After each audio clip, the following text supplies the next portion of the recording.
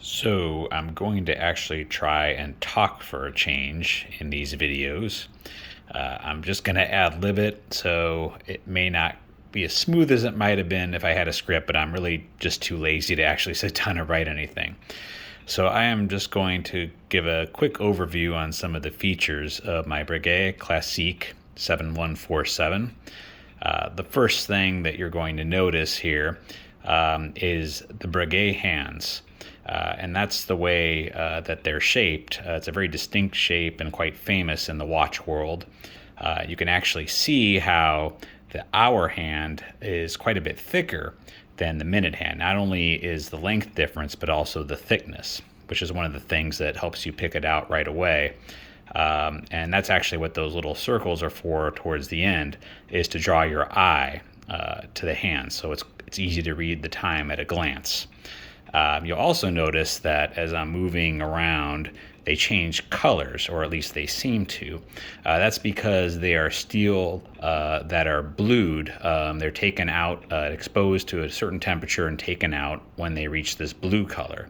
And it's really neat the way that they reflect the light, and it really looks almost black here.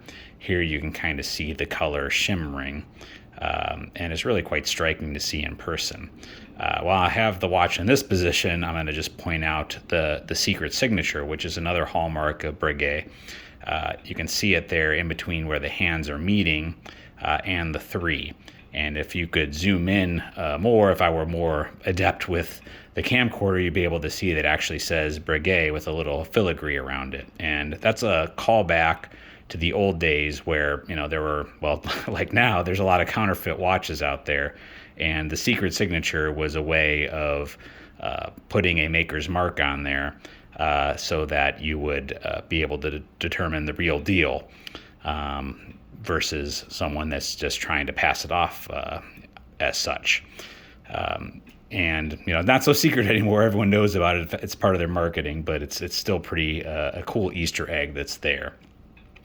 One of the other things that you're going to notice right away are the numerals themselves. These are Arabic numerals, but the particular style has actually come to be known as Breguet numerals. And that is because it's really mimicking the handwriting of Abraham Louis Breguet himself. And so you'll see this on many different brands, but the original source is, of course, Breguet. And that's another thing about this watch that immediately struck me. You have all these hallmarks of the brand here in one place.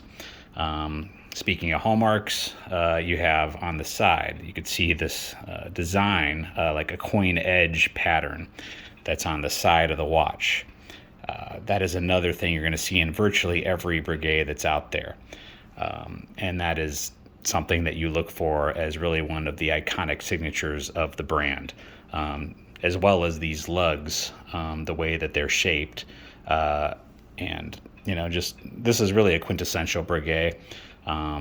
It's a true dress watch, and it's got all of these Easter eggs, as I like to call them, that are there for someone that is familiar with the brand. At first, it appears quite simple and elegant, but there's a whole lot of little features that are in there if you know what you're looking for. Not to mention this little quirky small second sub gauge. It's not quite in the center. It's off there, in between the 5 and the 6.